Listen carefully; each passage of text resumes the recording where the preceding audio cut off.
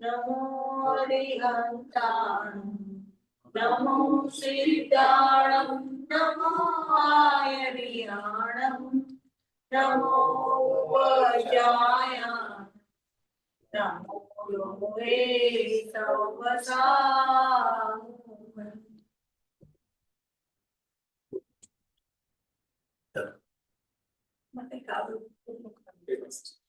नमो हरिहन्ताणं नमो सिद्धाणं नमो आयर्याणं नमो उवच्छायाणं नमो लोये सर्वसाहायं मोक्षमार्गस्य नेतारं वेत्तारं कर्मभूतां ज्ञातारं विश्वतत्त्वात् वन्दे तद्गुणगणपतये। आचार्य भगवान उमा स्वामी कृत तत्वार सूत्र ग्रंथाधिराज पर આપણો સ્વાધ્યાય ચાલે છે। તત્વાર સૂત્રના બીજા અધ્યાયના અંતર્ગત આચાર્ય દેવોએ 5 ભાવની ચર્ચા કરી છે અને મૂળ ગ્રંથની અંદર તે શ્લોક છે ઔપસમિક શાહીકો ભાવો વિશ્રસ્ય જીવસ્ય સ્વતત્વમ ઔદૈક પારિણામિકો છે। તેની અંદર આ જીવના 5 અસાધારણ ભાવો બતાવ્યા છે। તેની અંદર ચાલતા વિષયની અંદર ઔપસમિક ભાવ, પછી ક્ષાયિક ભાવ, પછી ક્ષયોપસમિક ભાવ, પછી ઔદૈક ભાવ અને પછી પારિણામિક ભાવ। તત્વાર સૂત્રની અંદર જેટલા પણ સૂત્ર છે તે સૂત્રની અંદર જે ક્રમ બતાવ્યા છે તેનું કોઈ નિશ્ચિત કારણ છે। જરા ઉપયોગ સૂક્ષ્મ કરજો। તત્વાર સૂત્રની અંદર જેટલા પણ સૂત્ર છે, દાખલા તરીકે સમ્યક દર્શન જ્ઞાન ચારિત્રાણી મોક્ષ માર્ગ, તો તેની અંદર આચાર્ય દેવે સમ્યક દર્શન પહેલા કેમ લખ્યું, પછી સમ્યક જ્ઞાન કેમ લખ્યું, પછી સમ્યક ચારિત્ર કેમ લખ્યું કેમ લખ્યું તો બરાબર, પણ કેમ લખ્યું તો જે બધી મૂળ ટીકાઓ છે તત્વાર સૂત્ર પર ઘણી બધી ટીકાઓ થઈ છે આચાર્ય ભગવાનની, તો એ બધી ટીકાઓની અંદર આ બધી ચીજોના રહસ્ય ખોલ્યા છે કે સમ્યક દર્શન વગર જ્ઞાન અને ચારિત્ર સમ્યકપણાને પ્રાપ્ત થતા નથી, માટે અહીંયા આગળ સમ્યક દર્શન પ્રધાન રૂપમાં પહેલા લખ્યું। પછી સમ્યક દર્શન છે તો એની પૂર્ણતા પહેલી થઈ જાય છે, ચોથા ગુણસ્થાનથી લઈને 7મા ગુણસ્થાનની વચ્ચે તેને અહીંયા ક્ષાયિક સંકેતની પ્રાપ્તિ થઈ જાય, પછી જ્ઞાન ક્ષાયિક થાય। જ્ઞાન ક્યારે ક્ષાયિક થાય, 13મા ગુણસ્થાનના પહેલા સમય, અને પછી ચારિત્ર જો કે 12મા ગુણસ્થાનમાં ક્ષાયિક થાય, પણ તેની જે પૂર્ણતા જે છે તે અભેદ અપેક્ષાએ આખા આત્માના બધા જ ગુણો પૂર્ણ નિર્મળ 14માના અંતમાં થાય તે અપેક્ષાએ અહીંયા આગળ ચારિત્રની પૂર્ણતા આચાર્ય દેવોએ 14માના અંતમાં લીધી છે। ત્યાં સુધી મોક્ષ માર્ગ છે અને પછી સિદ્ધત્વ દશામાં મોક્ષ દશા છે। આવી રીતે એક ક્રમ બતાવ્યો। આ એક ઉદાહરણ કોને સમજાવવા માટે, આ સૂત્રોને સમજાવવા માટે, જે સૂત્ર ઉપર આપણે ચર્ચા કરી રહ્યા છીએ કે ઔપસમિક ભાવ પહેલા લીધો, પછી ક્ષાયિક ભાવ લેવામાં આવ્યો, પછી ક્ષયોપસમિક ભાવ લેવામાં આવ્યો, પછી ઔદૈક ભાવ લેવામાં આવ્યો અને પછી પારિણામિક ભાવ લેવામાં આવ્યો। આમ કેમ લેવામાં આવ્યો, એટલા માટે લેવામાં આવ્યો કે જગતની અંદર સૌથી ઓછી સંખ્યાવાળા જીવો કયા છે તો કે ઔપસમિક ભાવવાળા છે, ત્યારબાદ એનાથી વધારે સંખ્યાવાળા કયા જીવો છે તો કે ક્ષાયિક ભાવવાળા છે। હવે ઔપસમિક ભાવ અને ક્ષાયિક ભાવ એ સમ્યક દ્રષ્ટિઓને જ લાગુ પડે, બરાબર। ત્યારબાદ ખાલી થોડું સમજાવો કે આ ભાવનો મતલબ શું? અચ્છા, ઓકે, 5 ભાવ એટલે જો કે આપણે પહેલા દિવસે લીધું તો ફરીથી કહું છું, અહીંયા આગળ ભાવ શબ્દનો અર્થ કર્મની સાપેક્ષતા વાળા જીવના જે પરિણામ છે તેને ભાવ કહેવામાં આવે છે। દાખલા તરીકે આપણા પરિણામોની અંદર મોહ રાગ દ્વેષ ઉત્પન્ન થાય છે કે તો તે કર્મનો ઉદય તેમાં નિમિત્ત જોવામાં આવે, અને અહીંયા આગળ જીવના પરિણામની અંદર એવા મોહ રાગ દ્વેષ જોવામાં આવે, તો કર્મના ઉદયના નિમિત્તથી જીવમાં જે પરિણામ થાય તેને ઔદૈક ભાવ કહેવામાં આવે। જેમ કર્મનો ઉપશમ થાય તો કર્મના ઉપશમના નિમિત્તે જીવના પરિણામમાં જે ભાવ થાય તેને ઔપસમિક ભાવ કહેવામાં આવે। એવી રીતે કર્મના ક્ષયોપશમના નિમિત્તથી થવાવાળા જીવના પરિણામ તેને ક્ષયોપસમિક ભાવ કહેવામાં આવે। કર્મના ક્ષયના નિમિત્તથી થવાવાળા જીવના પરિણામ તેને ક્ષાયિક ભાવ કહેવામાં આવે. એક એક દાખલો આપો, પકડાય. ઔપસમિક ભાવ એટલે સર્વપ્રથમ અનાદિકાળીન મિથ્યા દ્રષ્ટિ જીવને મિથ્યાત્વ પ્રકૃતિનો ઉપસમ થાય, દબાય. પહેલેથી નાશ ન થાય, તે કેવી થઈ જાય? દબાય. તો ઉપસમ થવું એટલે દબાવવું. તે વખતે અહીંયા જે જીવના પરિણામ છે તેને ઔપસમિક કહેવામાં આવે. ઔપસમિક ભાવ એને કહેવાય શ્રદ્ધા સંબંધીનો ઔપસમિક ભાવ. બરાબર. પછી ક્ષાયિક ભાવ કોને કહેવાય? દાખલા તરીકે કેવળ જ્ઞાન. તો કેવળ જ્ઞાનને ક્ષાયિક જ્ઞાન પણ કહેવાય. કેમ? કારણ કે તેમાં જ્ઞાનાવરણ કર્મની પાંચે પ્રકૃતિનો શું થઈ ગયો છે? નાશ થઈ ગયો છે. તેનું નિમિત્ત પામીને જીવની અવસ્થામાં અહીંયા આગળ જે કેવળ જ્ઞાન જોવામાં આવે છે તો તેને ક્ષાયિક જ્ઞાન કહેવામાં આવે. એ જ્ઞાનનો ક્ષાયિક ભાવ કહેવાય. બરાબર કે એ જ્ઞાન સંબંધીનો ક્ષાયિક ભાવ કહેવાય. જેમ દાખલા તરીકે મિથ્યાત્વ કર્મની પ્રકૃતિ છે, તો મિથ્યાત્વ કર્મની પ્રકૃતિ સત્તામાંથી પૂરેપૂરી નષ્ટ થઈ જાય તો તે વખતે અહીંયા જે શ્રદ્ધા હોય તેને ક્ષાયિક શ્રદ્ધા કહેવાય અથવા તો ક્ષાયિક સંકિત કહેવાય. કેમ? કારણ કે તે વિવક્ષિત કર્મની પ્રકૃતિ શું થઈ ગઈ? કે નાશ થઈ ગઈ. અને અહીંયા આગળ શું થયું? મિથ્યાત્વની પ્રકૃતિ નાશ થઈને અહીંયા આગળ ક્ષાયિક સંકિત પ્રગટ થયું તો શ્રદ્ધા સંબંધીનો ક્ષાયિક ભાવ કહેવામાં. પછી ક્ષયોપસમ ભાવ કોને કહેવાય? કે કંઈક ઉગાડ છે અને કંઈક ઢંકાયેલું છે. આપણા બધાનું જ્ઞાન, તો આપણા બધાનું જે જ્ઞાન છે કેવું છે? કંઈક ઉગાડ રૂપ છે. કેવળ જ્ઞાન નથી. તો કેવળ જ્ઞાન નથી એટલે કંઈક જ્ઞાન નથી. બરાબર ને? પૂરું જ્ઞાન નથી. એમ હોવા છતાં પણ જ્ઞાન જ નથી એવું નથી. કંઈક તો ઉગાડ છે. તો અહીંયા કંઈક ઉગાડ રૂપ છે અને કંઈક ઉગાડ નથી. તો તેવા જે મિશ્ર પરિણામ તેને અહીંયા શું કહેવામાં આવશે? તેને અહીંયા આગળ ક્ષયોપસમ ભાવ કહેવામાં આવે છે. બરાબર ને? જેમ દાખલા તરીકે સાધક દશામાં અંશે વિતરાગતા પ્રગટ થાય અને અંશે હજી રાગ દ્વેષના પરિણામ ઉભા હોય તો વિતરાગતા એવી પ્રગટ થાય કે જેમાં વ્રત લેવાના પરિણામો. એમ હોવા છતાં પણ પૂર્ણ વિતરાગી નથી થયા, 12મા ગુણસ્થાન જેવા, પણ અંશે વિતરાગી થયા છે અને અંશે રાગ છે. તે વખતની જે દશા છે તેને કહેવાય ક્ષયોપસમ ભાવ. ખ્યાલ આવે કે નહીં? ઔપસમિક ભાવ, ક્ષાયિક ભાવ, ક્ષયોપસમ ભાવ, પછી ઔદયિક ભાવ અને પારિણામિક ભાવ. પારિણામિક ભાવ કોને કહેવાય?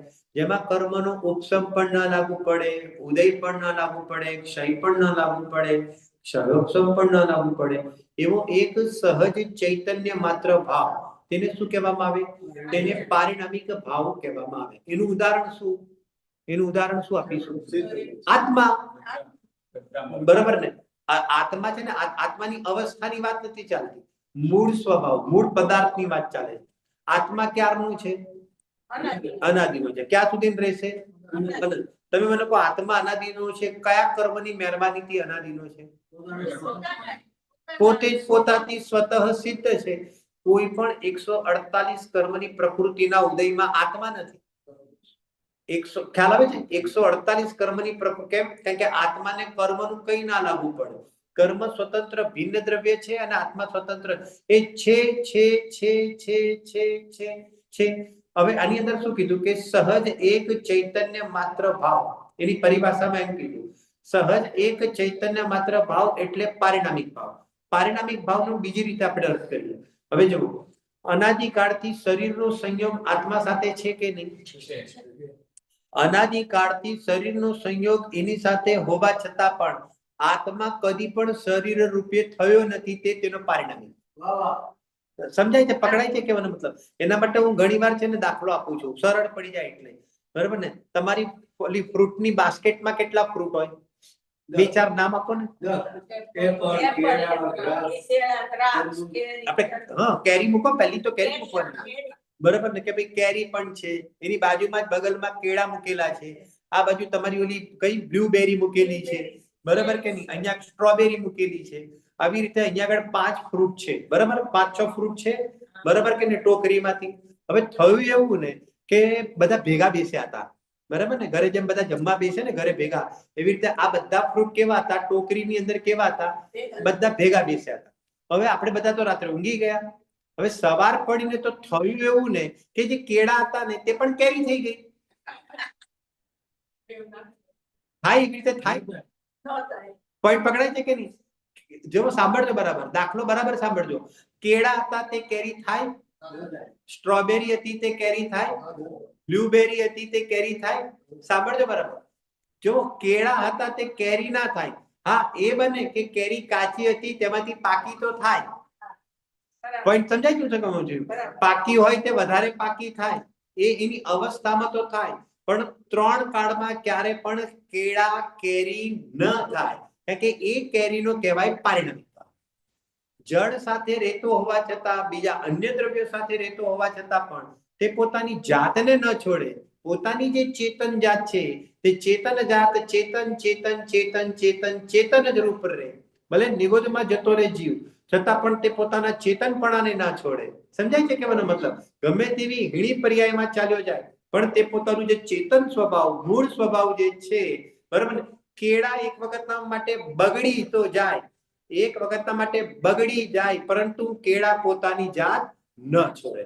એમ આત્માની અવસ્થામાં એક વખતના માટે વિકાર થઈ શકે છે કર્મના નિમિત્તથી, બરાબર ને? પરંતુ આત્મા મટીને ક્યારે પણ જડ ના થાય, તેને અહીંયા આગળ પારિણામિક ભાવ કહેવામાં આવે છે. બરાબર? હા, ઘણી જગ્યાએ એમ સાંભળ્યું છે પરમ પારિણામિક ભાવ. હા, બહુ સરસ પ્રશ્ન પૂછ્યો.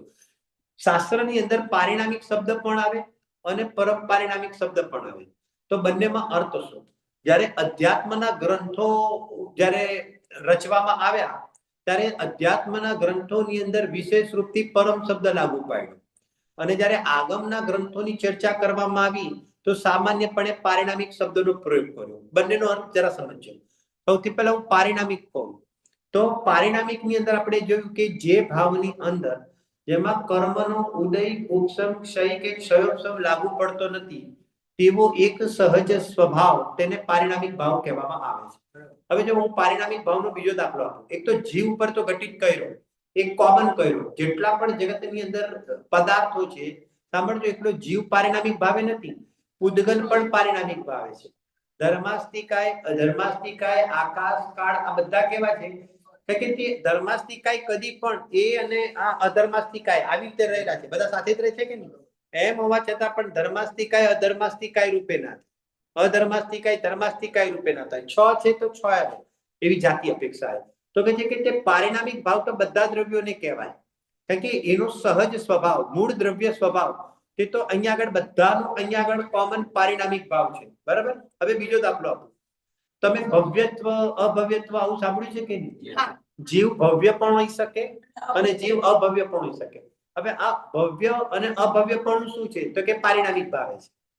હવે જરા સાંભળજો, એને પારિણામિક ભાવ કેમ કીધો? કયા કર્મની મહેરબાનીથી જીવ ભવ્ય છે? કયા કર્મના ઉદયમાં જીવ ભવ્ય છે? તો કહે છે કે કોઈ પણ કર્મના ઉદયમાં ભવ્ય નથી, અને કોઈ પણ કર્મના ઉદયમાં જીવ અભવ્ય પણ નથી. જે જીવ છે, જ્યારનો છે, તો જે ભવ્ય છે તે ભવ્ય જ છે, અને જે અભવ્ય છે તે અભવ્ય છે. ભવ્ય કદી પણ 3 કાળમાં મટીને અભવ્ય નહીં થાય, નહીં થાય અને નહીં થાય. અને અભવ્ય છે તે 3 કાળની અંદર ગમે તેટલું કરો ને, બરાબર, તો પણ તે ભવ્ય નહીં થાય, નહીં થાય, નહીં થાય. ઓલો દાખલો યાદ કરો, કેળા અને કેરીનો. તો કેરી જ રહે, કેળા જ રહે. એમ ભવ્ય જ રહેશે, ગમે તેમ કેમ ના થઈ જાય. અને અભવ્ય જ રહેશે. ભવ્ય હોય નિગોદમાંથી બહાર નીકળ્યો છે, બરાબર કે નહીં? અનેક પર્યાયો ત્રસ પર્યાય ધારણ કરે, અનેક વાર પાછો એક ઇન્દ્રિયમાં ઉત્પન્ન થાય, વળી પાછો તે ત્રસ પર્યાયમાં આવે. ગમે તેટલો રખડતો રહે તો પણ ભવ્ય તો ભવ્ય જ રહે, બરાબર ને? અને અભવ્ય છે તે ગમે તેટલો, જેને કહેવાય કે બહારમાં એ પ્રવૃત્તિ જોવામાં આવે, છતાં પણ એ અભવ્ય તો અભવ્ય રહે. આનું કારણ શું? આ સ્વભાવગત છે, આમાં કારણનો સવાલ નથી. એનો પારિણામિક ભાવ કહેવામાં આવે છે. તત્વાર સૂત્રની અંદર જે સૂત્રની વાત આપણે કરી રહ્યા છે, તેની અંદર અહીંયા આગળ જ્યારે પારિણામિક ભાવની ચર્ચા આચાર્ય દેવે કરી, ત્યારે પારિણામિક ભાવના આવી રીતે 3 ભેદ બતાવ્યા: જીવત્વ, ભવ્યત્વ અને અભવ્યત્વ. એમાં જીવત્વ શું બતાવ્યું? 10 પ્રાણથી જે જીવે છે તેને જીવત્વ કીધું, બરાબર કે નહીં? તો તે પ્રમાણે ત્યાં આગળ તેની ચર્ચા એક કોમન રૂપની અંદર 3 ભેદ પાડીને બતાવવામાં આવે. હવે પ્રશ્ન એ છે કે પારિણામિક ભાવ અને પરમ પારિણામિક ભાવમાં શું ફરક? હવે જ્યારે મારે સમ્યક દર્શનની પ્રાપ્તિ કરવી છે, જરા સાંભળજો, તો સમ્યક દર્શનની પ્રાપ્તિ કોના આશ્રય થશે? મારા પારિણામિક ભાવના આશ્રય થશે, બરાબર કે નહીં? હવે જરા સાંભળજો, અર્યંત ભગવાનને પારિણામિક ભાવ છે કે નહીં? છે. સિદ્ધ ભગવાનને પારિણામિક ભાવ છે કે નહીં? બરાબર કે નહીં? આચાર્ય ભગવંતોને પારિણામિક ભાવ તો કે છે, બરાબર. અચ્છા, એમના પારિણામિક ભાવનો આશ્રય લેવાથી મને સમ્યક દર્શન થાય? પોઈન્ટ પકડાયો? એમના પારિણામિક ભાવ છે, પણ એમના પારિણામિક ભાવનો આશ્રય લેવાથી મને સમ્યક દર્શન નહીં થાય. મને મારા જ પારિણામિક ભાવનો આશ્રય લેવાથી સમ્યક દર્શન થશે. એટલા માટે પરમ શબ્દ મારા માટે વાપર્યો છે. મારા એટલે મારો આત્મા માટે વાપર્યો છે. અર્યંત પરમાત્માને પારિણામિક છે, પણ હું પોતે પરમ પારિણામિક છું. પકડાયું? જેને કહેવાય જગતના જેટલા પણ સિદ્ધ ભગવાન છે તેમને બે ભાવ હોય. કયા કયા? એક પારિણામિક ભાવ હોય અને બીજો ક્ષાયિક ભાવ હોય, બરાબર કે નહીં? ક્ષાયિક ભાવ પૂર્ણતા વાળો ભાવ છે કે નહીં એમને? તો એમને પારિણામિક ભાવ છે. પારિણામિક વિશ્વમાં બધા પાસે છે. પારિણામિક ભાવ વગરનો જીવ ના હોય, બરાબર કે નહીં? પારિણામિક ભાવ વગરનો કોઈ પણ જીવ ન હોય. અને અહીંયા પરમ પારિણામિક હું એક જ હોઉં, કે મને મારા આત્માના આશ્રયથી એટલે શું?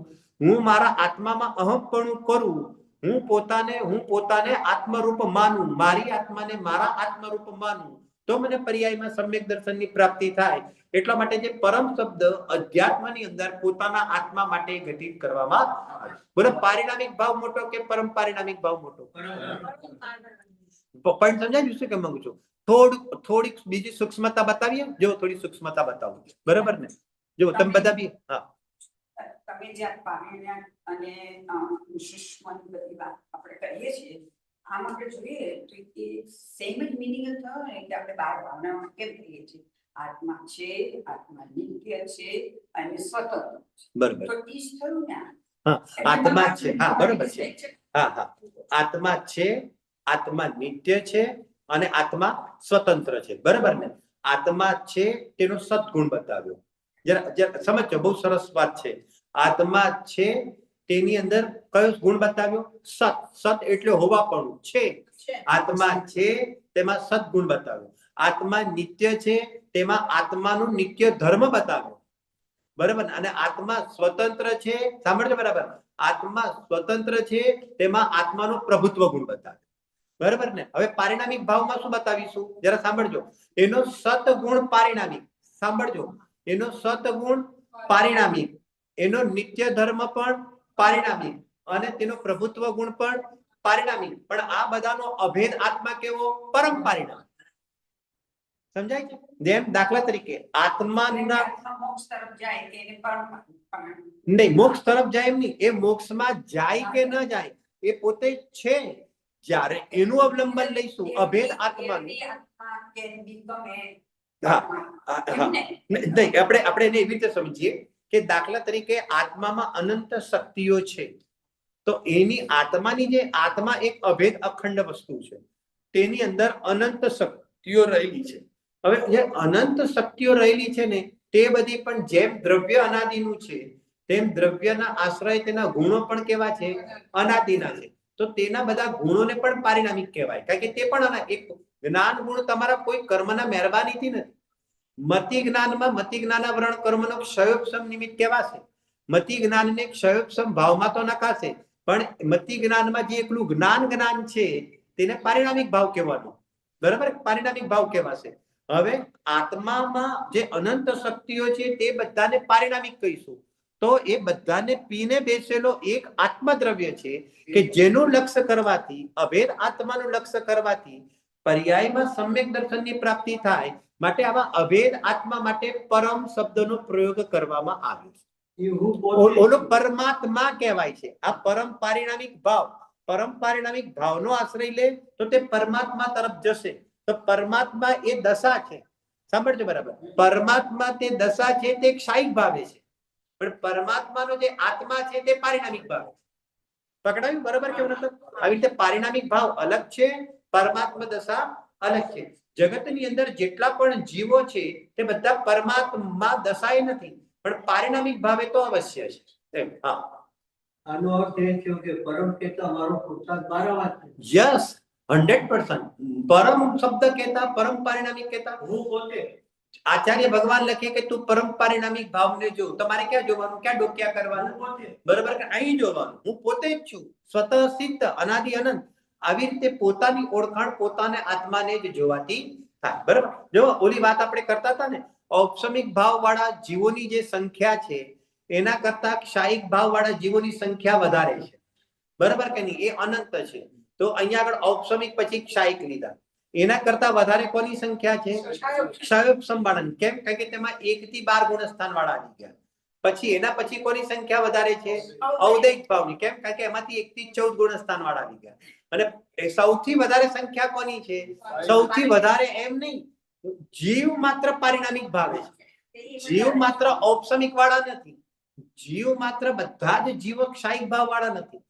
બધા જ જીવો ક્ષયોપસમ ભાવ વાળા નથી. કોઈ ભગવાન પણ છે તો કોઈ છદ્મસ પણ છે. કોઈ રાગી દ્વેષી છે તો કોઈ વિતરાગી બી છે. એ બધામાં ડિફરન્સ પડશે. પર્યાયો અપેક્ષાએ જોવામાં આવે તો બધામાં ડિફરન્સ પડશે. પણ બધાની અંદર જે દ્રવ્ય સ્વભાવ, જે મૂળ છે, તો કે છે કે તે મૂળ જે દ્રવ્ય સ્વભાવ છે તે કેવો છે? તે તો કે છે કે તે પારિણામિક અને પારિણામિક ભાવે જોવામાં આવે છે. બરાબર. જેમ દાખલા તરીકે જુઓ, તમારી ત્યાં આગળ અત્યારે મેંગો કઈ આવે છે? નામ 2-4 નામ આપવા પડશે. હેડન આવે છે ને આલ્ફાન્સો ને હેડન. અલ્ફાન્સો અને એડન. હાફૂસ નથી આવતી? વાંધો નથી, મને વાંધો નથી. હવે જો સાંભળો, આપણે છે ને હાફૂસ આવે ને, કારણ કે હાફૂસની અંદર ના ના બીજું, હા હા પણ ડિફરન્ટ નામ છે. હા હા બરોબર. હવે જો સાંભળજો, જાત તો જુદી જ છે. હાફૂસ થી જાત જુદી છે. જરા બરાબર સાંભળજો. એ મને ખબર પડે છે. બરોબર. હવે જો સાંભળજો, આપણે ઓલા ભૈયાજીને ત્યાં કેરી લેવા જઈએ, બરાબર ને, તો ત્યાં શરૂમાં જયારે કેરી આવે ત્યારે કેવી છે? કાચી છે. બરાબર કે નહીં? કે મતલબ બરાબર. દાખલો બરાબર સાંભળજો. અત્યારે દાખલો કોનો આપીએ છીએ? પારિણામિક ભાવને સમજાવવા માટે ફરીથી દાખલો આપો. આ બહુ મહત્વપૂર્ણ વિષય છે. આપણા કોર્સમાં નથી પણ સમજવા માટે જરૂરી છે. જરા સાંભળો કે આપણે ભૈયાજીની ત્યાં કેરી લેવા જઈએ ને, તો શરૂઆતની અંદર કેવી કેરી મળશે? કાચી કેરી મળશે. બરાબર કે નહીં? પછી થોડા દિવસ પછી એ કેવી થશે? પાકી થશે. પછી થોડા દિવસ પછી કેવી થઈ જશે? રસ લેવા વાળી જેવી થઈ જશે. આપણે કેરીનો રસ કાઢીને રસ ખાઈએ તેવી થઈ જશે. બરાબર. હવે થયું એવું કે ઓલો જે ભૈયાજી હતો ને, ભૈયાજી, એની ત્યાં આ કેરી અહીંયા આગળ પડી હતી, કાચી હતી. બરાબર ને? હવે એ જ ભૈયાની ત્યાં છે ને બીજી કાચી કેરી પણ પડી હતી. બરાબર. ઠીક છે. હવે અહીંયા આગળ આવ્યા ને, તો ઓલા ભૈયાજીને અહીંયા આગળ કીધું કે આ કાચી કેરી છે ને આ બી કાચી કેરી છે, એક કામ કર, સસ્તા ભાવમાં તારે તો કોઈ પણ આપવાની છે. બરોબર કે નહીં કહેવાનો મતલબ? તો કે છે કે આ કેચી કેરીનો ભાવ શું અને આ કેચી કેરીનો ભાવ શું? તો આએ કીધું આ કેચી કેરીનો ભાવ છે 1000 રૂપિયા ડઝન. સાંભળજો બરાબર. અને આનો ભાવ શું છે? એ કે 200 રૂપિયા ડઝન લઈ જા. તો કે છે કે બંનેમાં ફરક શું છે? આ પણ કાચી છે, આ પણ કાચી છે, તો બંનેમાં ફરક શું છે? દેખાય છે કેવી? ગ્રીન કલરની. બરોબર કે નહીં? ગ્રીન કલરની દેખાય છે, કાચી દેખાય છે, બંને સરસ લાગે છે. એમ હોવા છતાં પણ આનો 1000 રૂપિયાનો ભાવ છે અને આનો 200 રૂપિયાનો ભાવ છે. બરાબર ને? તો ઓલા બેને શું કર્યું? એક કામ કરો, આ લઈ લો. કે આ 200 રૂપિયા વાળી છે અને 1000 રૂપિયા વાળી છે. પોઈન્ટ પકડાય છે કે નહીં? પછી ઓલા ભાઈએ પૂછ્યું કે ભાઈ તમારે કરવાનું શું છે કેરીને? એ પૂછ. કે મારે તો રસ કાઢીને ખાવાનો છે. તો પછી બેનને શું કીધું કે અરે આ તો અઠાણાની કેરી છે, આ કઈ કેરીનો રસ કાઢવા વાળી કેરી નથી. બરાબર કે નહીં? અને આ કઈ કેરી છે? કે આજ તો તમે 4 દિવસ પછી ફર્સ્ટ ક્લાસ પૂરી બનાવીને કે છે કે રસ કાઢીને ખાવ એવા છો. તો કે છે કે કેમ બંનેમાં ફરક શું છે? તો એ શું બોલશે? બંનેની જાત જુદી છે. આ બી કાચી લાગે છે, આ બી કાચી લાગે છે, પણ કાચી અને કાચીમાં ફરક શું છે? હવે મારે પારિણામિક ભાવ સમજાવો છે ને, તેને આપણે એને ક્લિયર કરીએ છીએ. આ જે કાચી કેરી છે, પરંતુ 4 દિવસ પછી પણ કાચીમાંથી પાકી થઈ, મારે એ નથી બતાવવું. હવે આ ઉદાહરણમાં મારે કાચીમાંથી પાકી થવાની છે નથી બતાવવું, પરંતુ તેની જે જાત છે ને તે હાફૂસની હાફૂસ જ રહેવાની. પોઈન્ટ પકડાયો તમે કહેવાનો મતલબ? બરાબર ને? અને આની જે જાત છે ને, આના તમારે નિયમથી અઠાણા જ બનાવવા પડશે. આ ગમે તેટલા દિવસ તમે રાખશો ને, ગમે તેટલા બહારની અંદર કાગળ મીંટેડો ઘાસ મૂકો કે ગમે તે કરો ને, પણ એના અઠાણા જ બનશે, એનો ક્યારે પણ રસ કાઢીને તમને ખાવા કામમાં આવવાની નથી. કેમ? કારણ કે તેની જાત કેવી છે? તેની જાત જ જુદી છે. કેરી નામ એક છે, ગ્રીન કલર પણ એક જેવો છે, સાઈઝ પણ એક જેવી છે, બધું હોવા છતાં પણ તેની જાત જ જુદી છે. તેને પારિણામિક ભાવ કહેવામાં આવે કે જેની અંદર જાતની અંદર કોઈ પણ પ્રકારનો બદલાવ જોવામાં આવતો નથી. અને અધ્યાત્મમાં પરમ શબ્દ વાપરી દીધો એટલે મારા માટે વાત થઈ કે મારા આત્માના આશ્રય, આ ચેતન સ્વરૂપ આત્માના આશ્રય તેને સમ્યક દર્શનની પ્રાપ્તિ થશે. બરાબર? આવી રીતેની ચર્ચા છે. બરાબર? ચાલો. તો બધા આત્માના ભાવ પારિણામિક જુદા જુદા હોય. હા, બધાના જુદા જુદા છે. જેટલા જીવ, જેટલા જીવ એટલા જેટલા અનંત જીવ છે તો અનંત જીવોના પોતાના કારણ કે આ ભાવ છે ને એ જીવના અસાધારણ ભાવ બતાવ્યા. અસાધારણ એટલે જીવમાં જોવામાં આવશે, બીજે કશે જોવામાં નહીં આવે. તો જેટલા જગતની અંદર જીવ છે, જીવ પારિણામિક ભાવ વગરનો હોય જ નહીં. કારણ કે છે તેની સત્તા છે, તેના વગર તે હોય જ નહીં. ભાવનું એટલે ભાવ હોવો, એટલે ભાવ એટલે હોવું, એનું સત્તાનું હોવું. બરાબર કે નહીં? જેને કહેવાય તેને અહીંયા આગળ ભાવના રૂપમાં બતાવવામાં આવે છે. બરાબર? ચાલો, આપણે આ કોમન વાત કઈ કરી, એમાં આપણે પાંચ ભાવની સંખ્યા બતાવી. એમાં આપણે જોયું કે ઔદૈહિક ભાવ વાળા કેટલા જીવો છે જગતની અંદર?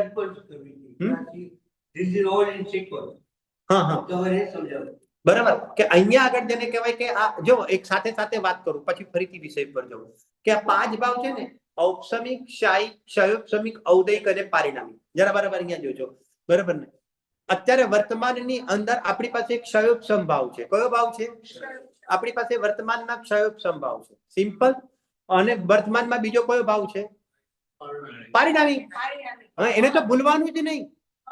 બીજું કઈ યાદ ન રહે તો ચાલે, પણ હું પારિણામિક ભાવ સ્વરૂપ છું એટલે મારું કઈ થતું નથી અને હું ચેતન જ રહેવાનું છું. કે છે કે આ મગજમાંથી ના ખસવું જોઈએ. જો આ જેને ન ખસે ને તે કેવળ જ્ઞાન લે. સિમ્પલ, એકદમ સરળ છે. બરાબર? આપણી પાસે વર્તમાનમાં બે ભાવ છે, પારિણામિક ભાવ અને વર્તમાનમાં ઉગાડ. એ આપણને ખબર પડે છે ને, ક્ષયોપસમ જ્ઞાનનો ઉગાડ છે. બરાબર કે નહીં? અને આપણી પાસે વીર્ય પણ છે, અને વીર્ય કેવું છે? એ પણ ઉગાડ વાળું છે, સાવ મરી ગયેલું નથી. બરાબર ને? અને કેવડી ભગવાન જેવું પણ નથી. તો તેમાં પણ આપણને ઉગાડ. વીર્ય એટલે પુરુષાર્થ. જીવ પોતે ઉપાડ કરે, પોતાના આત્માને જોવા માટેનો ઉપાડ કરે, એવું અડધું વીર્ય તો આપણી પાસે જ છે. હવે જરા સાંભળજો. હવે આપણી પાસે વર્તમાનમાં જે ક્ષયોપસમ ભાવ છે ને, તે જ્ઞાનનો ક્ષયોપસમ ભાવ છે. કોનો છે? જ્ઞાન. એક ક્ષયોપસમ જ્ઞાનનો આપણે હવે ઉપયોગ કોનો શેમાં કરવાનો? આત્માનો નિર્ણય કરવામાં કરવાનો. કોનો કરવાનો? આત્માનો. તો એને કોનો નિર્ણય કરવાનો? આ ક્ષયોપસમ જ્ઞાને પારિણામિક ભાવનો નિર્ણય કરવાનો. ક્ષયોપસમ જ્ઞાનમાં કોનો નિર્ણય કરવાનો?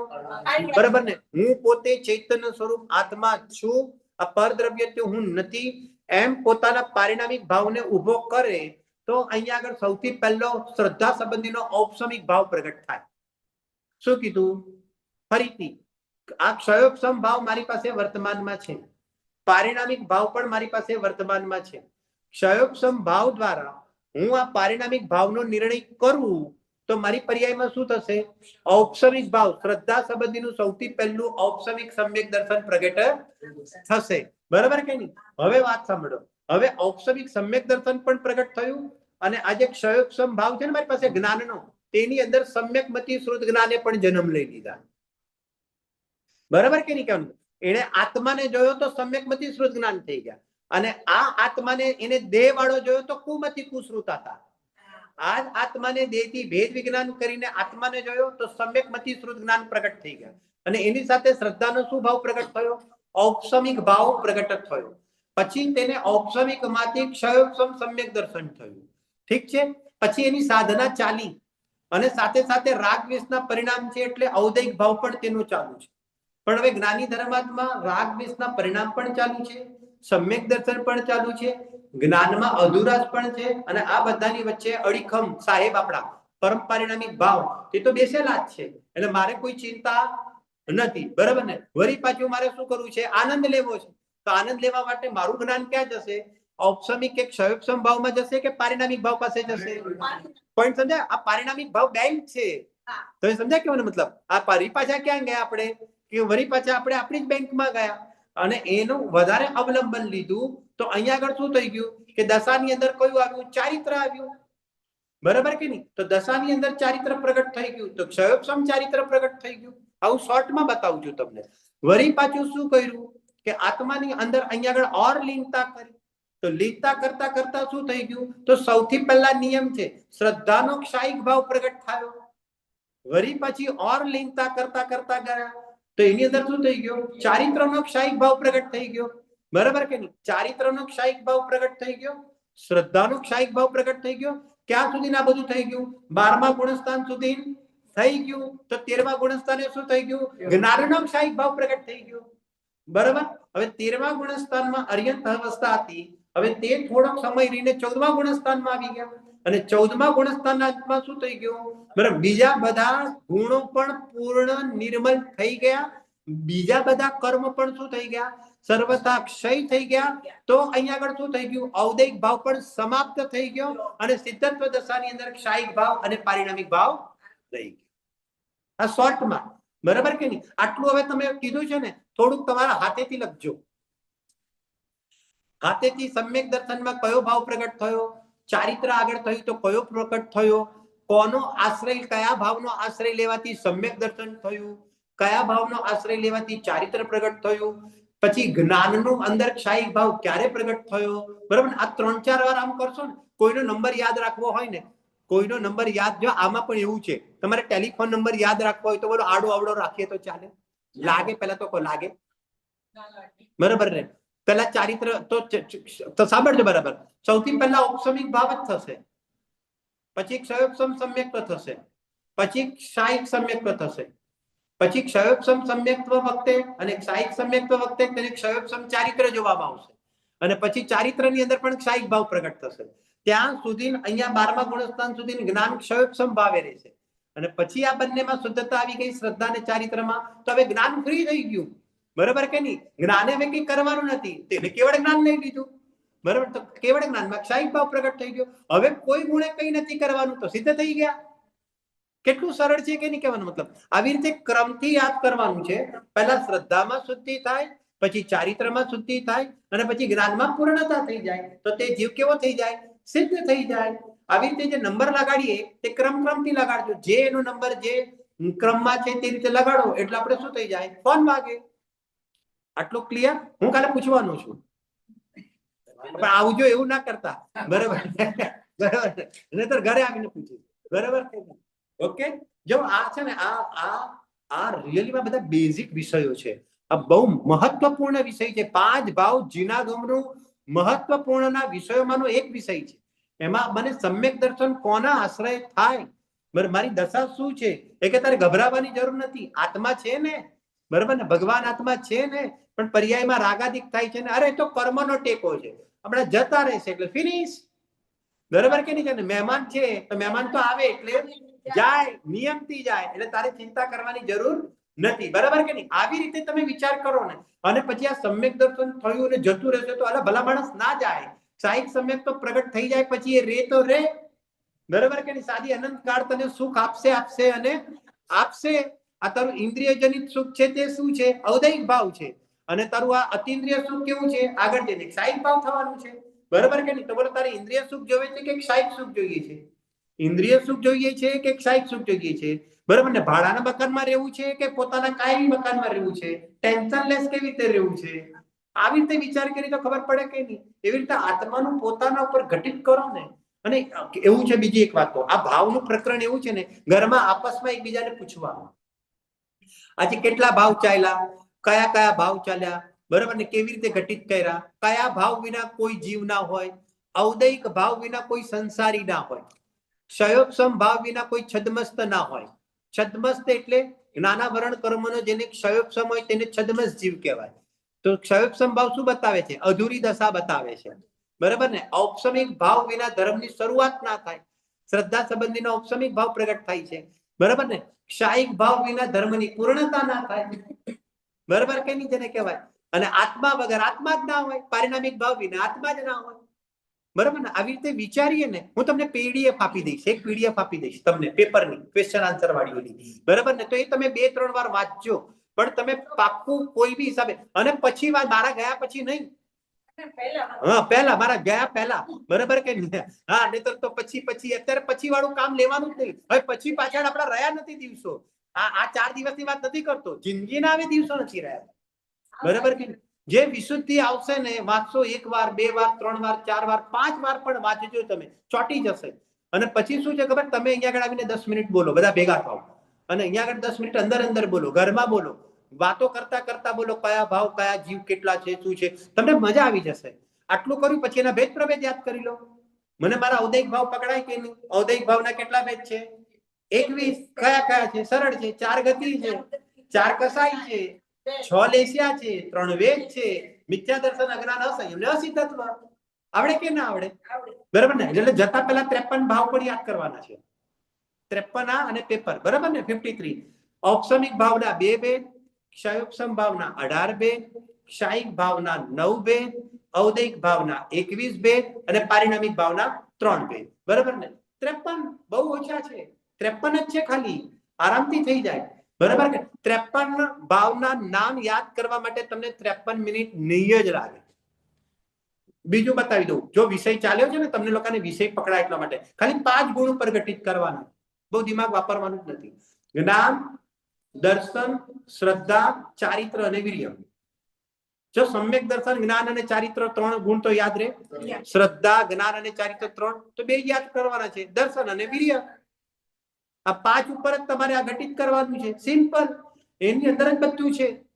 એમાં તમારી પાસે વીર્ય છે, ક્ષયોપસમ ભાવે, તો તેનું તમે પુરુષાર્થ કરશો.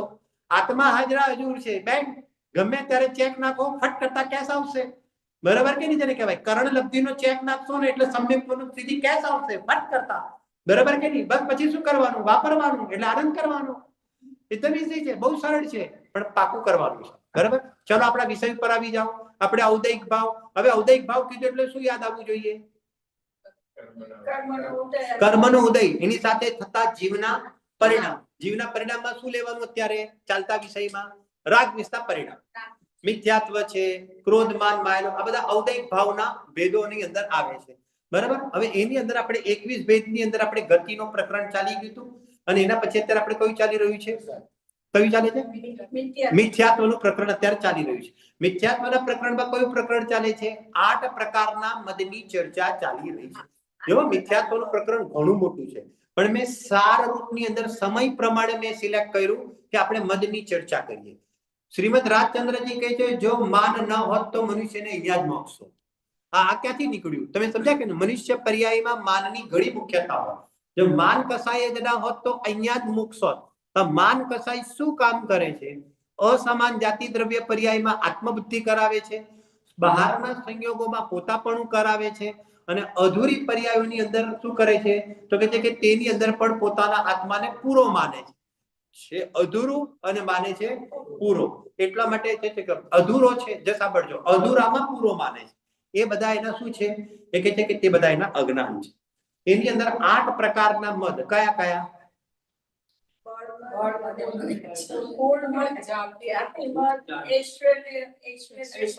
એક વાત કહું સરળતાથી, એક વાત કહું. સવારે ઉઠીને છે ને મારી બુદ્ધિ ક્યાં ક્યાં શેમાં મત કરે છે કોણ એટલે લખાઈ જાય. આવી રીતે અભ્યાસ કરીએ. વસ્તુ સમજ્યા કે? જો સૌથી પહેલા આ શરીરમાં મને પોતાપણું લાગે છે કે નહીં? આ માન છે, આ માન કસાય છે, એટલે કુલ મત અને જાતિ મત આવી ગયા. પછી આ ક્ષયોપસમ જ્ઞાન જેટલો પોતાને માનું છું કે નહીં, બરાબર કે નહીં? મારો સ્વભાવ તો કેવળ જ્ઞાન લેવાનું છે, એનો મને ખબર નથી. અને અધૂરા જ્ઞાન ની અંદર હું શું થઈ ગયો કે બસ અટકી ગયો, મૂર્છાઈ ગયો, બરાબર ને? અધૂરા જ્ઞાન જેટલો માન્યો એટલે એની અંદર જ્ઞાનવાદ આવી ગયો, બરાબર કે? મતલબ એના પછી ઐશ્વર્ય મત. આ જીવને કોઈને કોઈ પ્રકારની શું જોવે છે? મોટાઈ, બરાબર? તો એ શું થઈ ગયું? ઐશ્વર્ય મત. આવી રીતે 4 ચાલ્યા, બરાબર? હવે આપણે એની ચાલે, હવે બીજા 4 આપણે ચલાવવાના છે, બરાબર? આપણે રૂપ મત, તપ મત, બલ મત અને વૃદ્ધિ મત. વૃદ્ધિ, હા વૃદ્ધિ ભલે આપણી પાસે નથી, પણ આપણે અત્યારથી જેવો વિચાર કરીએ ને એટલે આગળ પણ આપણે વૃદ્ધિનો મત ના આવે, બરાબર કે નહીં? કહેવાનું કરીએ વૃદ્ધિ જે વૃદ્ધિ મળે ને આપણને, વિદ્યા મળે, રિદ્ધિ, બરાબર કે નહીં? કહેવાય રિદ્ધિ મળે, વૃદ્ધિ કો એને વિદ્યા મળે બહારથી, બરાબર કે નહીં? આ લોકો વાપરે, બધા મહાપુરુષો હોય ને જેને કહેવાય કે એ લોકોને પુણ્યના ઉદયમાં બધું મળે, કહેવાનો મતલબ એ લોકો વાપરે. હવે જો આગળ, હવે આપણે અહીંયા આગળ ચર્ચા કરીએ કે જ્ઞાન મદ અને ઐશ્વર્ય મદ પછી આપણે અહીંયા આગળ તેની ચર્ચા કરીએ, આપણે તપ મદની કરીએ. તપ મત, બરાબર ને? તમે મને કહો તપ મત કોને હોય, જ્ઞાનીને હોય કે અજ્ઞાનીને હોય?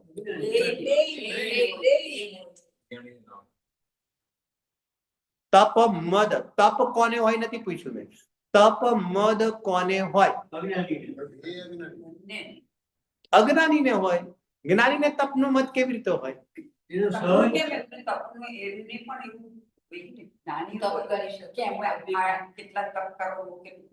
જો એમને કેટલા તપ કરવા છે એ એમનો વિકલ્પ છે, પણ તપ શરીરના આશ્રિત છે, અને તપ શરીરના આશ્રિત હોવાથી તે પોતે અહીંયા આગળ શરીર પોતાને માને, અને મેં આટલા ઉપવાસ કર્યા, મેં આટલી તપશ્ચર્યા કરી, એમ એને મેં પણ આ શરીરમાં માનીને તપ કરે છે, તેને અજ્ઞાની કહેવામાં. સાંભળજો બરાબર? તપ કરવા તે અજ્ઞાન નથી.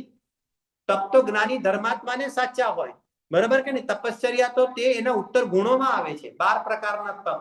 તો તપશ્ચર્યા એ તો કર્મોની નિર્જરાનું કારણ છે, પરંતુ અહીંયા આગળ એમ કહેવા માંગે છે તપ મદ એટલે શું કે અજ્ઞાની જીવ આ શરીરમાં અહમ બુદ્ધિ ધારણ કરીને શરીરના આશ્રિત જેટલા પણ અહીંયા આગળ તપ કરે છે તેની અંદર અહીંયા આગળ અભિમાન કરે છે, બરાબર? તો તેને અહીંયા આગળ તપ મદ કહેવામાં આવે છે. તે સંસારનું કારણ છે.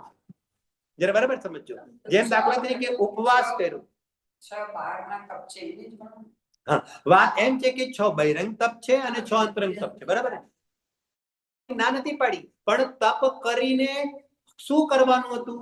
તપ કરીને આત્માને પોષવાનો હતો. ઉપવાસ કરીને શું કરવાનું હતું?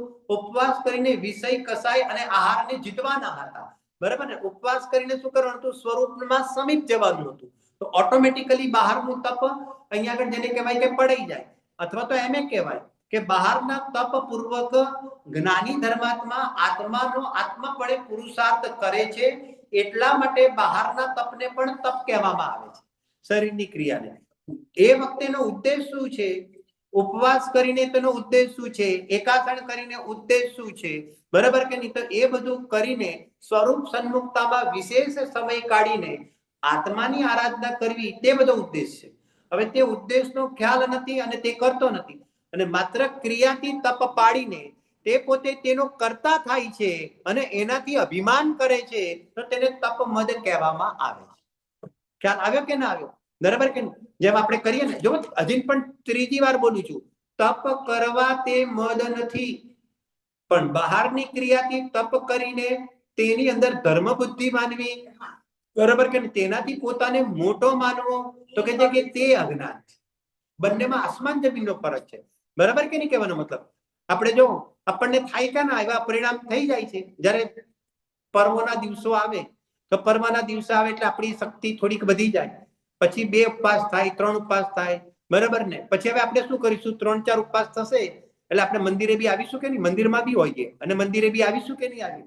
પછી આપણે શું કરીશું? સામેવાળાને પૂછીશું કે તમે આજે શું કર્યું?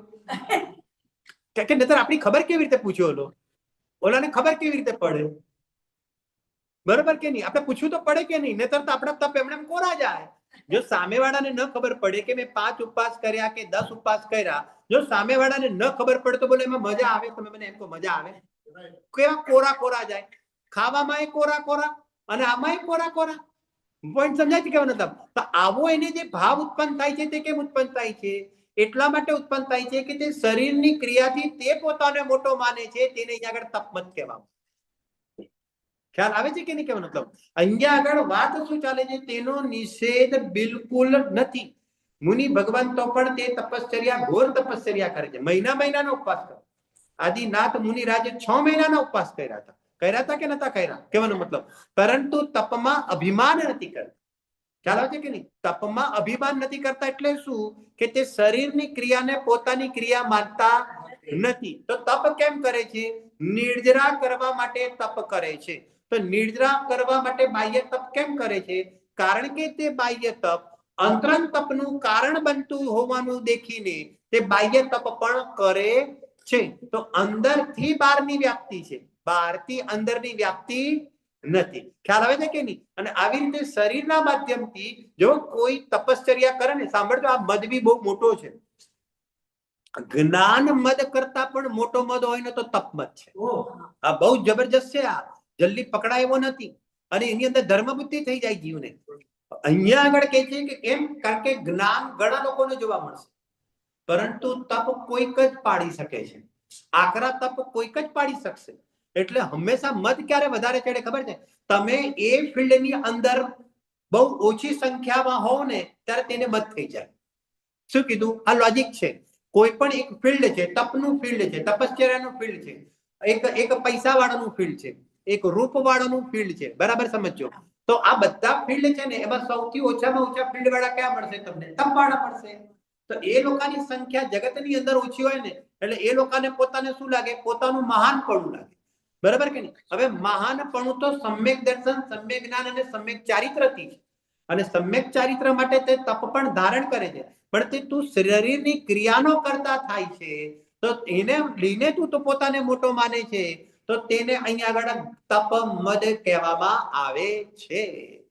ખ્યાલ આવે છે કે નથી આવતો? કે મને મતલબ એવી રીતે દરેક ચીજની અંદર ભેદ વિજ્ઞાન સાથે રાખવું કે કેમ મદ ચડે છે? કારણ કે તું શરીરમાં આત્મબુદ્ધિ કરે છે એટલે શરીરને લઈને તું પોતાને માને છે. જેમ પૈસા છે, પૈસા, બરાબર ને? તો પૈસાને લઈને તું પોતાને માને છે. પૈસા સંયોગમાં છે પણ એને લઈને તું પોતે મોટો માને છે. તો નિયમથી એ શું લાગશે તને? એ કે મદનો પરિણામ તને થયા વગર રહેશે નહીં. પ્રકરણ ચાલે છે ને, બહારની ચીજોને તે પોતાની માની તો તરત જ ઘૂમડું ઊભું થયા વગર રહેશે નહીં. બરાબર કે નહીં? એવી રીતે તપ મદની અંદર ચર્ચા છે. જ્ઞાની કરે છે પણ ભેદ વિજ્ઞાન કરે છે. જ્ઞાની ધર્માત્મા તો તે તપ પાડવાના વિકલ્પથી પણ ભેદ વિજ્ઞાન કરે છે. એ કે હું તો સ્વભાવથી અનાહારી છું, હું તો ચૈતન્ય સ્વરૂપની અંદર આનંદ કરું એ મારું ભોજન છે. તપના કાળમાં જ્ઞાની શું કરે? એ કે ભોજન કરે. અરે કરતા હશે, અરે કરે, આનંદનું ભોજન કરે. બરાબર કે નહીં કહેવાનું? તપ અતિન્દ્રિય આનંદનું વેદન કરે. તેને અહીંયા આગળ સર્વજ્ઞ ભગવાન વાસ્તવિક તપ કહે છે. બરાબર? ચલો આગળ. હા, દિનેશભાઈ, જે જીવો તપ કરે છે, અજ્ઞાની કે જ્ઞાની, એ બેને ઉદય નથી? બંનેને ઉદય નથી? બંનેને ઉદય છે. સાંભળજો, તપ કરે, હા હા, બરાબર કે નહીં? બંનેને પોતપોતાના રૂપમાં ઉદય જોવામાં આવે છે. બરાબર? પણ એક જણને વાસ્તવિક નિર્જરા પ્રાપ્ત થશે અને એક જણને અકામ નિર્જરા પ્રાપ્ત થશે. બરાબર કે નહીં? કે આપણે સવારનો વિષય ચાલે છે ને, કરીશું. ચાલો, બરાબર. હવે જોવો આગળ. હવે એની અંદર આપણે બીજો લઈએ, એની સાથે સાથે જ લઈએ બલ મત. બરાબર કે નહીં? બલ મત કોને હોય? બલ મત કોને હોય? પહેલવાનને હોય કે માઈક આંગલાને હોય? બેવને હોય. કેમ બેવને હોય? પહેલવાનને નહીં. પહેલવાનને તો હોય અને ઓલા ભાઈ જે હોય ને 35 કિલો વાળા, એ કે તેને પણ હોય. 75 વાળાને પણ હોય અને 35. હું વર્ષની વાત નથી કરતો, કિલોની વાત કરું છું. બરાબર ને? જયારે કહેવાય તો કે 75 કિલો વાળાને પણ મદ હોય અને 35 કિલો વાળાને પણ મદ હોય. કેમ મદ હોય? મારે પોઈન્ટ પકડાવવો છે. મદ કેમ હોય? કારણ કે તે શરીરના બળને પોતાના આત્માનું બળ માને છે અને એટલા માટે તે શરીરના બળથી પોતાને મોટો બળવાન માને છે. તો તેને અહીંયા આગળ બલ મદ કહેવામાં આવે છે. સર્વજ્ઞ ભગવાન કહે છે મોટા મોટા આકરા કર્મોનો બંધ થાય છે. વિચાર કરો તમે. હતો કે નહીં? ગામા પહેલવાન નામ સાંભળ્યું છે? ગામા પહેલવાનનું. બરોબર કે નહીં? ગામા પહેલવાન અનેક પ્રકારની કુસ્તી લડવા વાળો, અનેક પ્રકારનું આ શરીરનું બળને ધારણ કરવા વાળો. બરાબર ને? મરણ સમયે એની શું દશા હતી? બોલો. મરણ સમયે શું દશા હતી? તો કે છે કે માખી બેસી હતી તો કે છે કે ઉડાડવાની પણ તાકાત તે વખતે નથી રહી. એ વખતે એ જીવે એ ભેદ વિજ્ઞાન કરવાનું છે કે આપણે ભેદ વિજ્ઞાન કરવાનું છે કે હવે હું એ માખીને કેમ નથી ઉડાડી શકતો? કારણ કે અહીંયા માખીનું ઉડવું અને માખીનું ઉડાડવું એ બધું જડની ક્રિયાનું પરિણમન છે. આત્મા તો માત્ર તે વખતે પણ થતી ક્રિયાનો જાણનાર દેખાય. જે એ થતી ક્રિયાનો જાણનાર દેખનાર થાય છે એની અંદર તેનું આત્મબળ વધે છે અને આત્માને ભૂલીને અને શરીરથી પોતાનું બળ માને છે તો તેનું આત્મબળ ઘટે છે અને આત્મબળ ઘટે છે અને એની સાથે સાથે એવા કર્મના બંધ થાય છે કે શરીર પણ એવી જાતના હીન મળે. જેટલું જેટલું શરીરથી બળવાન પોતાને માને છે આગામી કાળની અંદર એટલું તેનું શરીર વીક મળે છે. આ વ્યવસ્થા છે, કુદરતની વ્યવસ્થા છે. અહીંયા આગળ જ્ઞાની ધર્માત્માઓ શરીર તરફ ધ્યાન નથી આપતા, આત્મા તરફ ધ્યાન આપે છે. તો અહીંયા આગળ જેને કહેવાય કે વ્રજ વૃષભ નારાજ શરીર મળીને રહી જાય છે. જગતની અંદર જગતના જીવો આત્માના ભાન અને જ્ઞાન પૂર્વક જગતના જીવોની સેવા કરે છે તો એવું હુષ્ટપુષ્ટ શરીર મળે છે કે જે આગળ જઈને પણ તેની સાધનામાં સહાયક થાય છે.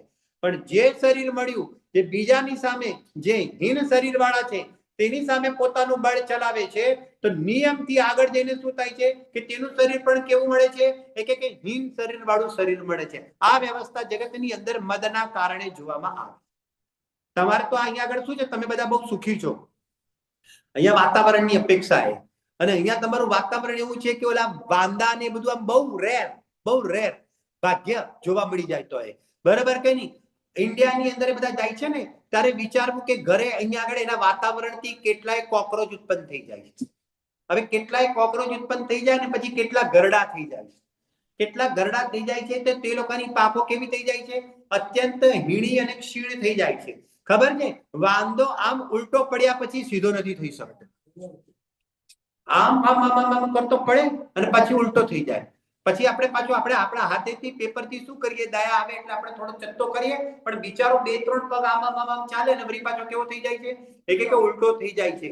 એક આ બધું કોનું ફળ છે, એક પૂર્વમાં કરેલા તે શરીર સંબંધીનું મળ, એક તેનું મદ, એક તેનું ફળ અત્યારે વર્તમાનમાં વાંદા તરીકે જોવામાં આવે છે. તો કયા વખતે કયા પરિણામ જીવને થઈ જાય છે ખબર નથી. ભાવદીકી પીકામાં ચર્ચા કરી, જ્યારે મદની ચર્ચા કરીને રાવણ તો રાવણ કે રાવણને અનેક પ્રકારના મદ ચડી ગયા હતા. એની અંદર એક મદ બતાવ્યું સૈન્યનું પણ. એને પોતે પણ પ્રતિનારાયણનો જીવ હતો એટલે હુષ્પુષ્ટ હોય, અનેક પ્રકારની વિદ્યા પણ હતી, અનેક પ્રકારનું સૈન્ય પણ હતું, જોરદાર તેનું કુટુંબ પણ હતું. આ બધું આપણે ઘટિત કરીએ છીએ ને, કુળ મત, જાતિ મત, બલ મત, એવી રીતે અહીંયા આગળ બતાવ્યું છે કે આ બધા મદનું સેવન કોણ કરતો હતો, કે રાવણ આ બધા મદનું સેવન કરતો હતો. આટલો પ્રતિનારાયણનો જીવ વિચાર તો કરો, મહાપુરુષમાં નામ પામેલો જીવ, તેનું પણ આ મદ કોણ ઉતારે છે, કે નારાયણ તેનું મદ ઉતારી દે છે કે નહીં કહેવાનો મતલબ. પછી નારાયણનું નથી રહેતું. ચલો નારાયણે પ્રતિનારાયણનું મદ ઉતાર્યું તો અહીંયા આ સંસારની અંદર નારાયણે પણ શું કર્યું, કે પોતાનું મદ કર્યું હતું. તો નારાયણ પણ પોતાનું મદ કરીને ક્યાં ચાલ્યો ગયો, કે નારાયણ પણ પોતાનું મદ કરીને નીચી ગતિની અંદર ચાલ્યા જાય છે. સંસારની અંદર તારે આ તું બળનું મદ બતાવે છે ને, અરે તારું બળ શું છે, અરે તારો વીર્ય ગુણ છે તે તારું બળ છે. આ બહારના જે બળ છે એ તારા બળ છે જ નહીં. અંદરમાં જે આત્મા સ્વભાવના લક્ષ્ય જે તારું પુરુષાર્થ ઉપડે છે એ હકીકતમાં આત્માનું વીર્ય છે. બહારનું વીર્ય તારું વીર્ય છે જ નહીં. અર્યંત પરમાત્મા છે ને, અર્યંત પરમાત્માએ કેટલા ગાતી કર્મનો નાશ કર્યો? ફરીથી પૂછું છું, અર્યંત પરમાત્માએ કેટલા કર્મનો નાશ કર્યો? મને પણ એ છે જે હું આગળ તમને એના માટે પૂછીશ. અર્યંત અને કેવું આપણે કરીએ. કોઈ વાત નહીં.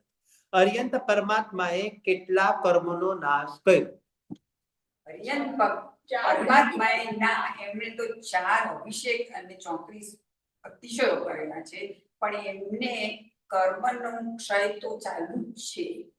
અર્યંત પરમાત્માએ કેટલા કર્મનો નાશ કર્યો? અર્યંત પરમાત્મા એક પણ કર્મનો નાશ ન કરી શકે, કારણ કે અનંત પરમાત્માને અનંત વીર્ય પ્રગટ થયું છે કે નથી થયું? અનંત વીર્ય પ્રગટ થયું છે, પણ એમનું અનંત વીર્ય છે તે કેટલા કર્મનો નાશ કરી શકે? એક પણ નહીં, કારણ કે કર્મ પર દ્રવ્ય છે. પણ આ વ્યવહાર નહીંથી કથન કરવામાં આવે છે, બરોબર. અર્યંત પરમાત્મા વ્યવહાર નહીંથી એમને 4 ઘાતી કર્મનો નાશ કર્યો, એવું વ્યવહાર નહીંથી સંયોગ દેખીને કથન કરવામાં આવે છે. હવે એનું લોજિક આપું. જો અર્યંત પરમાત્મા 4 ઘાતી કર્મનો નાશ કરી શકતા હોત તો કે 8નો જ કરી દેવો તો. લોજિક સમજાય છે કે નહીં? પણ અર્યંત પરમાત્માને 4 જ કર્મનો નાશ થયો, હજી 4 ઉભા છે, બરાબર. એ પોતાના કાળે જશે. આના પરથી નક્કી થાય છે કે અનંત અનંત અનંત, જેમ ના કહેવાય કે જગતની અંદર અહીંયા આગળ પરમાત્મા સિવાય કોઈ પત્તું પણ, બોલો ને, બોલો, પૂરું કરો ને, બરાબર ને. ઈશ્વરની મરજી સિવાય એક પાંદડું પણ, પૂરું કરો બધા, પૂરું કરો, ખ્યાલ આવે છે કે નહીં? બરાબર ને. આ વિશ્વની અંદર ઈશ્વરની મરજી સિવાય એક પત્તું પણ હલતું નથી, બરોબર ને? અહીંયા આગળ જૈન દર્શન એમ કહેવાય છે કે અનંત ઈશ્વર મળીને પણ એક પાંદડાને હલાવી શકતા, આનું નામ જૈન દર્શન. જૈન દર્શન સ્વતંત્રતા બતાવે છે. પરમાણુ સ્વતંત્ર છે, પાંદડા સ્વતંત્ર છે. તમારે ત્યાં આગળ તમારે તો લીલીવાડી છે, આખું તમારું માયાવી છે ને લીલીવાડી એટલે સમજો છો ને, હરું ભર્યું લીલીવાડી છે, ઝાડ બાડ ને કેરી ને આંબા ને આ ને તે, આટલા તમે ગિરનાર ના નથી જોયા, એટલે તો તમારે ત્યાં આંબા લટકે છે, બરાબર કે નહીં? હવે સવારે આવો અને સવારે જોવો છો તો નીચે 4 આંબા છે, અહીંયા 4 આંબા, અહીંયા આ બાબા, બોલો તમે તોડવા બેસ્યા હતા કે ઓટોમેટિકલી તૂટી ગયા? અરે ખરી ગયા ને, ઓટોમેટિકલી ખરી ગયા ને. અરે કોણ કરે અને કોણ અડે, એનું દ્રવ્ય એનામાં છે, અને આ જીવ દ્રવ્યમાં છે. જીવ દ્રવ્ય માત્ર જાણવા દેખવાનું કામ કરે, બહારનું એક પરમાણુ પણ તે ફેરફાર કરી શકતો. હજી તો કેટલું અજ્ઞાન પડ્યું છે, જુઓ તો ખરા. વાતે મદ ચાલે છે, બરોબર ને? માતા કે બાળકને હું મોટો કરું છું, શેઠ એમ કે છે કે ઘર અહીંયા આગળ નોકરોને હું રાખું છું, ફેક્ટરીનો માલિક કે મારાથી તો કે છે કે આખો દેશ ચાલે છે. અલા સેના ગુમડા ઉભા થાય છે, ખબર નથી પડતી ભાઈ. અરે તું તો પ્રભુ છે, તું પરમાત્મા સ્વરૂપે છે, તું ચેતન સ્વરૂપે છે. જ્યાં સુધી આ દ્રષ્ટિ નહીં આવે ત્યાં સુધી આમાંથી એક પણ મદ જવા વાળા નથી, બરાબર? ચલો આગળ. તમને આ ફંડામેન્ટલ ક્વેશ્ચન પૂછું કે બધા કરીએ છીએ ભગવાનની ક્રિયા અને બધું, આપણે જે પણ કરીએ ભગવાનનું નામ લઈએ, આપણે અરિયન, સિદ્ધ અને કેવલી એ 3 આપણે મુખ્ય ગણીએ, બરોબર ને? હવે સિદ્ધ ભગવાન તો આપણને ખબર જ છે કે જેણે બધા જ કર્મોનો નાશ કર્યો છે, એટલે એ તો સુપ્રીમ છે, એની વાતો સાચી. હવે અરિયંત ભગવાન છે, આપણે જ્યારે હોય તો બધા આપણે એમ બોલીએ છીએ વ્યવહારિક રીતે કે અરિયંતનું શરણ લો, અરિયંત ભગવાનનું નામ લો, એનો કારણ કે એનો મતલબ એમ છે કે અરિયંત ભગવાનને આપણે હજુ જીવતા ગણી શકીએ છીએ, કારણ કે જે રીતે સિમંદર સ્વામી ભગવાન છે એને આપણે માનીએ છીએ કે હવે એના પછી ચેતન કરતા છે. તો હવે ક્વેશ્ચન ક્યાંય આવે છે, આપણે કેવડી ભગવાન તો 4 ઘાટી કરવાનો નાશ કરેલો છે, એટલે એ તો સુપ્રીમ છે અરિયંત કરતા, કારણ કે એમને તો 4 ઘાતી કરવાનો નાશ કરેલો છે, અને એમને 4 ઘાતી કર્મ પાતળ પણ પાડ્યા છે, ખાલી આયુષ્ય કર્મ પૂરું કરી અને એ પાછળ સિદ્ધ થયા છે. જ્યારે અરિયંત ભગવાન છે એ લોકો જે સુપ્રીમ નોલેજ વાળા છે, પણ એનું નોલેજ અમર છે, બધું છે, આપણને જોઈ પણ શકે છે, પણ છતાં પણ એને ધર્મ એને મનુષ્ય ભવ તો લેવાનો છે, અને મનુષ્ય ભવ લઈ પછી જ એ સિદ્ધ થશે. અરિયંત ભગવાનનો છેલ્લો મનુષ્ય ભવ છે. એક મિનિટ આપણે છે ને આ લેન્ડિંગ ચાલે છે ને, એટલે આપણે આ ચેપ્ટર પ્રમાણે ચાલીને આપણે એનો ખુલાસો કરીએ. હા, બરાબર.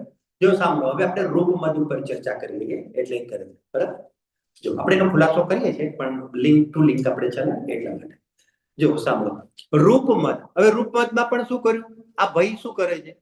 ભાઈ એટલે એકલા ભાઈ નહીં, હા, બેન પણ, બરાબર કે નહીં? આ તો પાછા છટકી ના જાઓ, બરાબર કે? રૂપ મદની અંદર આ જીવ શું કરે છે? બરાબર, શું કરે છે? અસમાન જાતિ દ્રવ્ય પર્યાયની અંદર આત્મબુદ્ધિ કરે છે, બરાબર કે નહીં? તને એમ પૂછે છે કે તું જે રૂપથી અભિમાન કરે છે તે રૂપ કોનું છે? કે તારું છે કે આ પૂતગલ શરીરનું છે? સમજ્યા કે મને? કેમ? કારણ કે સ્પર્શ સ્વભાવથી પકડો એને, વસ્તુ વ્યવસ્થાથી પકડશો તો મદ નીકળશે.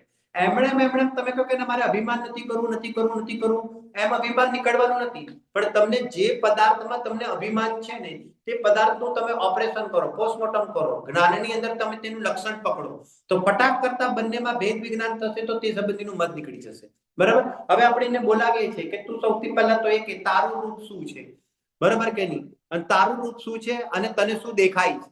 તો એ કહે છે કે ચક્ષુ ઇન્દ્રિયથી કે મને આ મારું મોઢું દેખાય છે, મારું શરીર દેખાય છે, બરાબર કે નહીં? એ એમ નથી બોલતો ચક્ષુ ઇન્દ્રિયથી મારું આ સુંદર રૂપ દેખાય છે. શું બોલે છે? ભલે બોલે બીજું કઈ, પણ અંદરમાં શું માને છે? કે ચક્ષુ ઇન્દ્રિયથી મને મારું શું દેખાય છે? એટલે કે સુંદર રૂપ દેખાય છે.